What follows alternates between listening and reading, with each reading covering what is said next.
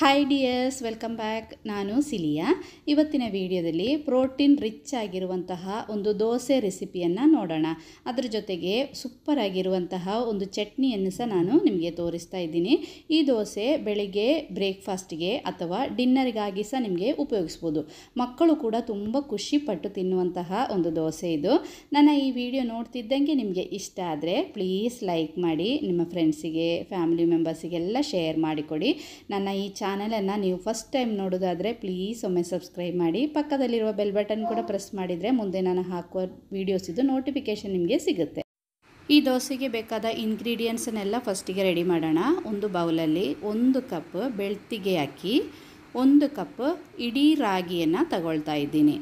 ಇನ್ನು ಅದೇ ಕಪ್ ಅಳತೆಯಲ್ಲಿ ನಾವು ತಗೊಳ್ಳೋದು 1 ಕಪ್ ಕಡಲೆಬೇಳೆ, ಇನ್ನು 1 ಕಪ್ ಹೆಸರು ಬೇಳೆ ಅಥವಾ ಹೆಸರು ಕಾಳು. ಹೆಸರು ಬೇಳೆ ಇದ್ದರೆ ಬೇಳೆ ತಗೋಬೋದು, ಇಲ್ಲಾಂದರೆ ಹೆಸರು ಕಾಳಾದರೂ ಆಗುತ್ತೆ. ಇನ್ನು ಅದೇ ಕಪ್ಪಲ್ಲಿ 1 ಕಪ್ ಉದ್ದಿನ ಬೇಳೆಯನ್ನು ತಗೊಳ್ತಾ ಇದ್ದೀನಿ.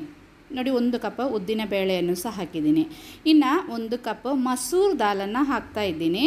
ನಿಮ್ಮ ಹತ್ರ ಮಸೂರ್ ದಾಲ್ ಇಲ್ಲ ಅಂದರೆ ತೊಗರಿ ಬೇಳೆಯನ್ನು ಹಾಕ್ಬೋದು, ಯಾವುದಾದ್ರೂ ಒಂದು ಹಾಕಿದರೆ ಸಾಕು.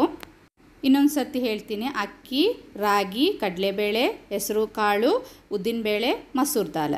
ಇನ್ನು ನಮಗೆ ತುಂಬ ಪ್ರೋಟೀನ್ ರಿಚ್ ಆಗಿರುವಂತಹ ಶೇಂಗಾ ಬೀಜವನ್ನು ಸಹ ಅದೇ ಕಪ್ಪಲ್ಲಿ 1 ಕಪ್ಗೆ ತಗೊಳ್ತಾ ಇದ್ದೀನಿ. ಇನ್ನು ಇದನ್ನೆಲ್ಲ ನೀರು ಹಾಕಿ ಚೆನ್ನಾಗಿ 3 ಸರ್ತಿ ನಾವಿದನ್ನು ವಾಶ್ ಮಾಡಬೇಕು. ಬೆಳಗಿನ ತಿಂಡಿಗೆ ನೀವು ಮಾಡೋದಾದರೆ ರಾತ್ರಿ ಇದನ್ನೆಲ್ಲ ಕ್ಲೀನ್ ಮಾಡಿ ನೆನೆಸಲಿಕ್ಕೆ ಇಡಬೇಕು. ಬೆಳಿಗ್ಗೆ ಎದ್ದ ತಕ್ಷಣ ರುಬ್ಬಿ ತಕ್ಷಣಕ್ಕೆ ಇದನ್ನು ದೋಸೆ ನಮಗೆ ಮಾಡ್ಬೋದು. ನೋಡಿ, ನಾನಿವಾಗ ಎಲ್ಲ 2-3 ಸರ್ತಿ ಇದನ್ನೆಲ್ಲ ಕ್ಲೀನ್ ಮಾಡಿ ತಂದಿದ್ದೀನಿ. ಇನ್ನು ಇದನ್ನು ನೆನೆಸ್ಲಿಕ್ಕೆ ಹಾಕಬೇಕು. ನೆನೆಸ್ಲಿಕ್ಕೆ ಹಾಕುವಾಗಲೇ 3 ಉದ್ದ ಮೆಣಸನ್ನು ಸಹ ಇದರೊಟ್ಟಿಗೆ ಹಾಕಿ ನೆನೆಯಲಿಕ್ಕೆ ಬೇಕಾದಷ್ಟು ನೀರನ್ನು ಹಾಕಿ ಇದನ್ನು 8 ಗಂಟೆ ನಾವು ನೆನೆಸಬೇಕು. ಬೇಳೆಗಳೆಲ್ಲ ಚೆನ್ನಾಗಿ ನೆನೆಯಬೇಕು, ಆವಾಗ ಮಾತ್ರ ನಮಗೆ ನೈಸಾಗಿ ರುಬ್ಲಿಕ್ಕಾಗೋದು. ನಾನಿವಾಗ ರಾತ್ರಿ ಬೆಳಿಗ್ಗೆ ತಿಂಡಿಗೋಸ್ಕರ ರಾತ್ರಿ ಇದನ್ನೆಲ್ಲ ಕ್ಲೀನ್ ಮಾಡಿ ನೆನೆಸಲಿಕ್ಕೆ ಹಾಕ್ತಾ ಇದ್ದೀನಿ. ಇನ್ನು ಕವರ್ ಮಾಡಿ ನೆನೆಯಲಿಕ್ಕೆ ಬಿಡೋಣ. ಬೆಳಿಗ್ಗೆ ಆಗುವಾಗ ನಮ್ಮದು ಕಾಳುಗಳೆಲ್ಲ ಚೆನ್ನಾಗಿ ನೆಂದಿದೆ. ನೋಡಿ, ಇನ್ನು ಇದಕ್ಕೆ ಒಂದು ಸಣ್ಣ ಪೀಸ್ ಶುಂಠಿಯನ್ನು ಸಹ ಹಾಕಬೇಕು ನಾವು. ನೋಡಿ, ಈ ಒಂದು ಸಣ್ಣ ಪೀಸ್ ಶುಂಠಿ ಹಾಕಿದರೆ ಸಾಕು, ಟೇಸ್ಟ್ ತುಂಬ ಚೆನ್ನಾಗಿರುತ್ತೆ. ಇನ್ನು ಇದನ್ನೆಲ್ಲ ನಾವು ಮಿಕ್ಸಿ ಜಾರಿಗೆ ಹಾಕಿ ಫೈನಾಗಿ ನಾವು ಇದನ್ನು ಗ್ರೈಂಡ್ ಮಾಡಬೇಕು. ರುಬ್ಬುವಾಗ ಜಾಸ್ತಿ ನೀರು ಹಾಕಿ ರುಬ್ಬಬೇಡಿ, ಸ್ವಲ್ಪ ನೀರು ಹಾಕಿ ರುಬ್ಬಿ. ಹಿಟ್ಟು ಸ್ವಲ್ಪ ಒಂದು ದಪ್ಪಗೆ ಇರಬೇಕು, ಜಾಸ್ತಿ ಲೂಸಾಗಿ ಇರಬಾರ್ದು. ನಿಮಗೆ ಬೇಕಂದರೆ ಈ ಕಾಳುಗಳನ್ನು ರುಬ್ಬುವಾಗ ಇದ್ರ ಜೊತೆ 1 ಕಪ್ ತೆಂಗಿನಕಾಯಿ ತುರಿಯನ್ನು ಸಹ ನಾನಿವಾಗ ಹಾಕಿಲ್ಲ, ಬೇಕಂದರೆ ನಿಮಗೆ ಹಾಕ್ಬೋದು. ನೋಡಿ, ರುಬ್ಬಿದ ಹಿಟ್ಟನ್ನು ಇದೇ ರೀತಿ ಒಂದು ಬೌಲ್ ತಗೊಂಡು ಬೌಲಿಗೆ ಹಾಕಬೇಕು. ನೋಡಿ, ಇದು ಕರೆಕ್ಟ್ ಕನ್ಸಿಸ್ಟೆನ್ಸಿ. ಇದಕ್ಕಿಂತ ಜಾಸ್ತಿ ನೀರಾಗಬಾರ್ದು. ನೀರಾದರೆ ದೋಸೆ ಅಷ್ಟು ನಮಗೆ ಚೆನ್ನಾಗಿ ಬರೋದಿಲ್ಲ, ಅದಕ್ಕೋಸ್ಕರ. ಇನ್ನು ನಾನು ಸೆಕೆಂಡ್ ಬ್ಯಾಚನ್ನು ಸಹ ರುಬ್ತಾ ಇದ್ದೀನಿ. ನಾನಿವಾಗ 2 ಬ್ಯಾಚ್ ಆಗಿ ಇದನ್ನು ರುಬ್ತಾ ಇದ್ದೀನಿ, ಯಾಕಂದರೆ ಬೇಳೆಗಳು ಸ್ವಲ್ಪ ಹಿಟ್ಟು ಗಟ್ಟಿಯಾಗುತ್ತೆ, ಅದಕ್ಕೋಸ್ಕರ. ಇನ್ನು ಸೆಕೆಂಡ್ ಬ್ಯಾಚನ್ನು ಸಹ ರುಬ್ಬಿ ಈ ಬೌಲಿಗೆ ಹಾಕ್ತಾ ಇದ್ದೀನಿ.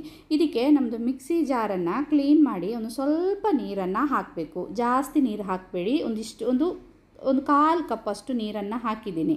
ಇನ್ನು ಇದನ್ನು ಚೆನ್ನಾಗಿ ಮಿಕ್ಸ್ ಮಾಡಬೇಕು. ನಾವಿವಾಗ ಉಪ್ಪು ಹಾಕಿಲ್ಲ, ರುಚಿಗೆ ತಕ್ಕಷ್ಟು ಉಪ್ಪನ್ನು ಸಹ ಹಾಕಿ ಚೆನ್ನಾಗಿ ಇದನ್ನೆಲ್ಲ ಮಿಕ್ಸ್ ಮಾಡಬೇಕು. ಹಿಟ್ಟನ್ನು ಇದೇ ರೀತಿ ಮಿಕ್ಸ್ ಮಾಡ್ತಾ ಇದ್ದಂಗೆ ಇನ್ನೂ ಸ್ವಲ್ಪ ಹಿಟ್ಟು ದಪ್ಪ ಆದಂಗೆ ಅನಿಸುತ್ತೆ. ಬೇಳೆಗಳು ಮತ್ತು ನಾವು ಉದ್ದಿನ ಬೇಳೆ ಎಲ್ಲ ಹಾಕಿದ್ದೀವಲ್ಲ, ಇದೇ ರೀತಿ ಇದನ್ನು ಚೆನ್ನಾಗಿ ಮಿಕ್ಸ್ ಮಾಡಿ ಇನ್ನು ಈ ಹಿಟ್ಟನ್ನು ಕವರ್ ಮಾಡಿ ಒಂದು 10 ನಿಮಿಷ ಒಂದು ಸೈಡಿಗೆ ಇಡೋಣ. ಆ 10 ನಿಮಿಷ ಟೈಮಲ್ಲಿ ಒಳ್ಳೆ ಸೂಪರಾಗಿರೋ ಒಂದು ಚಟ್ನಿಯನ್ನು ರೆಡಿ ಮಾಡೋಣ. ಚಟ್ನಿ ಮಾಡಲಿಕ್ಕೆ ಇದೇ ರೀತಿ ಒಂದು ಪಾನ್ ಬಿಸಿ ಆದಮೇಲೆ ಅದಕ್ಕೆ 1 ಚಮಚ ಎಣ್ಣೆಯನ್ನು ಹಾಕಬೇಕು. ಎಣ್ಣೆ ಬಿಸಿ ಆದಮೇಲೆ 1 ಚಮಚ ಕಡಲೆಬೇಳೆ, 1 ಚಮಚ ಉದ್ದಿನ ಬೇಳೆಯನ್ನು ಹಾಕಬೇಕು. ಉದ್ದಿನ ಬೇಳೆ ಮತ್ತು ಕಡಲೆಬೇಳೆನ ಲೈಟಾಗಿ ಫ್ರೈ ಮಾಡಬೇಕು. ಇದು ಫ್ರೈ ಆದಮೇಲೆ 2 ಉದ್ದ ಮೆಣಸಿನಕಾಯಿ, ಕೆಂಪು ಮೆಣಸನ್ನು ಹಾಕಬೇಕು. ಖಾರ ಇಲ್ಲದ ಮೆಣಸಿನಕಾಯಿ ಆದರೆ ಅದ್ರ ಜೊತೆಯಲ್ಲಿ 1 ಹಸಿ ಮೆಣಸಿನಕಾಯಿಯನ್ನು ಸಹ ಹಾಕ್ಬೋದು. ನಿಮಗೆ ಖಾರ ಎಷ್ಟು ಬೇಕೋ ಅಷ್ಟು ಮೆಣಸಿನಕಾಯಿನ ಹಾಕ್ಬೋದು. ಇದನ್ನೆಲ್ಲ ಫ್ರೈ ಮಾಡ್ತಾ ಇದ್ದಂಗೆ ಒಂದು 3 ಹೆಸರು ಬೆಳ್ಳುಳ್ಳಿಯನ್ನು ಹಾಕಬೇಕು. ಇನ್ನು ಸಣ್ಣ ಸಣ್ಣ ಕಟ್ ಮಾಡಿರುವಂತಹ ಅರ್ಧ ನೀರುಳ್ಳಿಯನ್ನು ಹಾಕಬೇಕು. ಈರುಳ್ಳಿ ಸಣ್ಣದಾದರೆ 1 ಈರುಳ್ಳಿಯನ್ನು ಹಾಕ್ಬೋದು, ದೊಡ್ಡದಾದರೆ ಅರ್ಧ ಹಾಕಿದರೆ ಸಾಕು. ಇದೆಲ್ಲ ಲೈಟಾಗಿ ಫ್ರೈ ಆಗ್ತಾ ಇದ್ದಂಗೆ ಇನ್ನಿದಕ್ಕೆ ನಾವು ಸಣ್ಣ ಸಣ್ಣ ಕಟ್ ಮಾಡಿಟ್ಟಿರುವಂತಹ ಅರ್ಧ ಕ್ಯಾರೆಟನ್ನು ಹಾಕಬೇಕು. ನೋಡಿ ನಾನು ಒಂದು ಸಣ್ಣ ಕ್ಯಾರೆಟ್ ಇದು ಅರ್ಧ ಭಾಗವನ್ನು ಹಾಕಿದ್ದೀನಿ. ಇನ್ನು ಸ್ವಲ್ಪ ತೆಂಗಿನಕಾಯಿ ಮತ್ತು ಅರ್ಧ ಟೊಮೆಟೊ ಹಣ್ಣನ್ನು ಸಹ ಹಾಕಿದ್ದೀನಿ. ಇದನ್ನೆಲ್ಲ ಹಾಕಿ ಚೆನ್ನಾಗಿ ಮಿಕ್ಸ್ ಮಾಡಬೇಕು. ಮಿಕ್ಸ್ ಮಾಡಿ ಈ ಟೊಮೆಟೊ ಹಣ್ಣೆಲ್ಲ ಒಳ್ಳೆ ಸಾಫ್ಟ್ ಆಗಬೇಕು. ಅದೇ ರೀತಿ ನಮ್ಮ ಹಾಕಿರುವ ಕ್ಯಾರೆಟ್ ಸಹ ಸ್ವಲ್ಪ ಬೇಯಬೇಕು. ಅದಕ್ಕೋಸ್ಕರ ಎಲ್ಲ ಕಡೆ ಮಿಕ್ಸ್ ಮಾಡಿ ಇದನ್ನು ಕವರ್ ಮಾಡಿ ಒಂದು 2 ನಿಮಿಷ ಬಿಡಬೇಕು. ಆವಾಗ ನಮ್ಮದು ಇದೆಲ್ಲ ಬೇಯುತ್ತೆ. ಲೈಟಾಗಿ ಬೆಂದರೆ ಸಾಕು, ಜಾಸ್ತಿ ಬೇಯೋದು ಬೇಡ.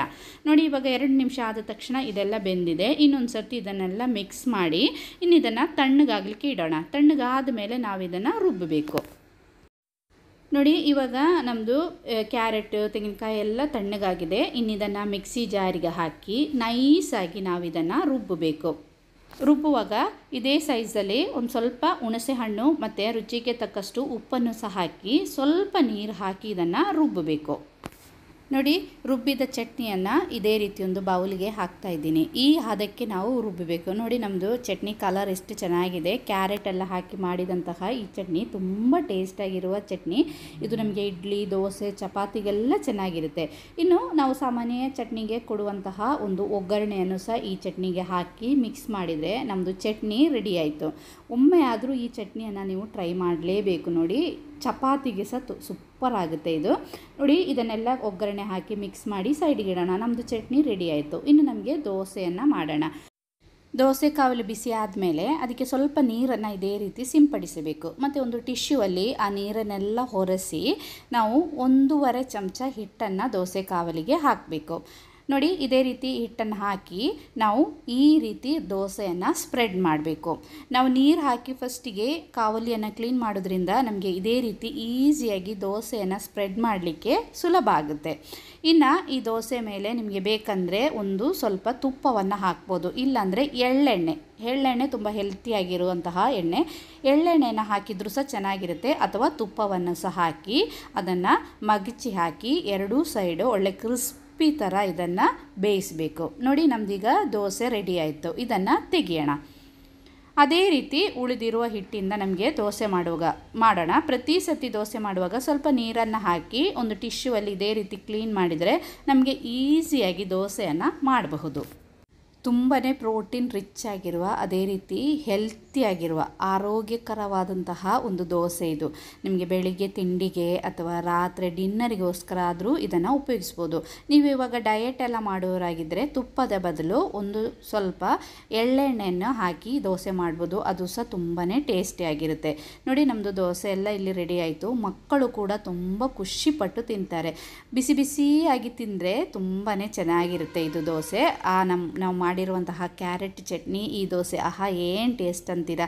ಒಂದೇ ಒಂದು ಸಾರಿ ಆದರೂ ಟ್ರೈ ಮಾಡಿ ನೋಡಿ. ಇಷ್ಟ ಆದರೆ ಲೈಕ್ ಮಾಡಿ, ಶೇರ್ ಮಾಡಿ, ಕಮೆಂಟ್ ಮಾಡಿ.